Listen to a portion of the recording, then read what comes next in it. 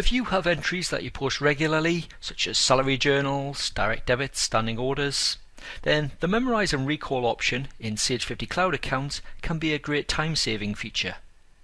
Let's have a look at how it works within the software. In this example, we're about to post a journal for our salaries for the end of November. Now, just before we actually save it, what we'll do is we'll click the Memorise option at the top of the screen. So we click Memorise, give it a file name, whatever you want to call it. Let's just call it wages. Description.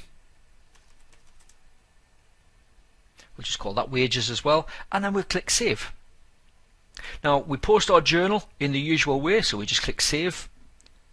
And then when we're ready to post our salary journals again, to save us having to specify nominal codes and type in the details, what we can do is we could just go into Recall, find our file, so we called ours wages, it's at the bottom of the list, we highlight it, click Load, and it brings through the details.